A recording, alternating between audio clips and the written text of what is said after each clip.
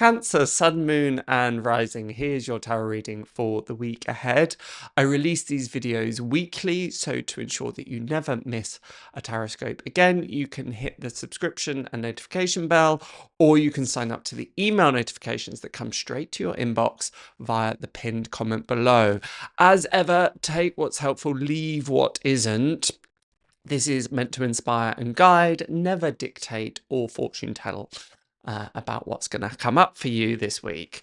So we start off with the pair of the Two of Pentacles and the Four of Swords, both in reverse.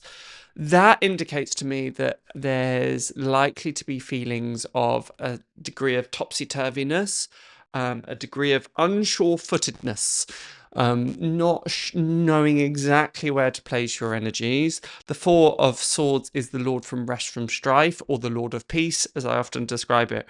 And the fact that it's in reverse may just indicate that, not that things are necessarily chaotic, but you've recently found an even keel. You've recently found a good equilibrium and balance, as represented by the Two of Pentacles. But for whatever reason, that's mildly disrupted this week. And you may find that you're just questioning things more than you have been recently, or there's this low-level anxiety, particularly when it comes to what should I do next, or where should I be placing my efforts. When I did this spread, I was reminded of the quote that the ego says, once things have settled, I'll find peace. But the spirit says, once you find peace, things will settle. And that's beautifully, beautifully summarized with these cards, because the next two cards that we have are the High Priestess and the Star card. Very watery elements here.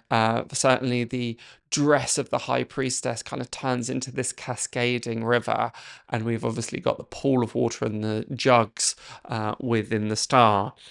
The fact that Cancer is a water sign is indicative of the emotions, but also the intuitive realm. And there's a real call for you this week, Cancer, to be looking in those places. Don't be looking at external factors. That's why I use that quote. Don't look at external factors to dictate your inner world. Use your inner world to dictate your external factors. We've got the full moon in Virgo, and that's inviting, and full moons are always about our internal world. The moon reflects the sun's energy, the sun being the yang aspect, the moon being symbolically the yin aspect of this more feminine, receptive, intuitive. We literally have the crescent moon at, well, the moon at the High Priestess's feet. So what does this all mean? Well, the full moon is, in particular in Virgo, is offering us a time of reflection, a time of assimilation and integration. And that is very much the energies of the Star too. You can see that the woman is looking down into the river, and she can almost see her own reflection looking back at her. So it is a time for self-reflection, be that in journaling, be that in meditation, be that in sound baths, be that however you want to do that, spending time in the bath. It's not a week for go, go, go, go, go. Nor is it a week for trying to garner a sense of control by what we can adjust in our work, what we can adjust in our home, what we can adjust in our spending. That's a kind of a falsehood. So this disruption to some of that mental quiet that you may have been enjoying of late isn't necessarily a bad thing. It's just slightly asking you to go deeper, or more importantly, slightly adjust where you're placing that focus in order to cultivate that sense of security. Because if played correctly, we move into the Knight of Pentacles energy. And this is a very Virgo type energy, very stoic, very still, very centered, very assured. And this is where you want where the cards are wanting you to get to this week, Cancer, but that is not found, and I'm going to repeat myself just one moment, that is not going to be found in the external factors as you may think they are.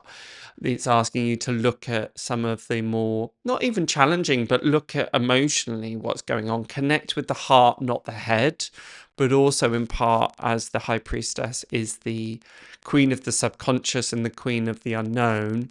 Also be checking in with your intuition and look at your dreamscape. It's a great week to be keeping a moon journal, Freudian slip, but maybe a moon journal, but a dream journal particularly, and see what your intuition has to tell you. And I don't mean just intuition in terms of like those gentle nudges, of course that's part of it, but some of these deeper knowings as well. And those deeper knowings can only ever surface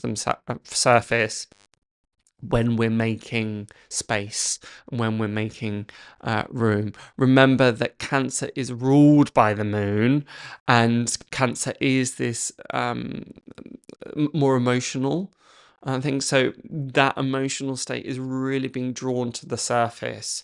So part of that will express itself in unease, as I've spoken about, but it also brings about an opportunity for you to see what resides at the deeper parts of that emotional realm, not because they're dark or scary, but because they're insightful, and there's deeper truths at play that are available to you if you create the time to be reflective.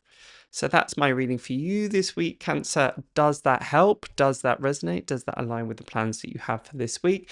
If so, let me know in the comments below. But otherwise, I shall see you next time. Have a great week. Bye for now.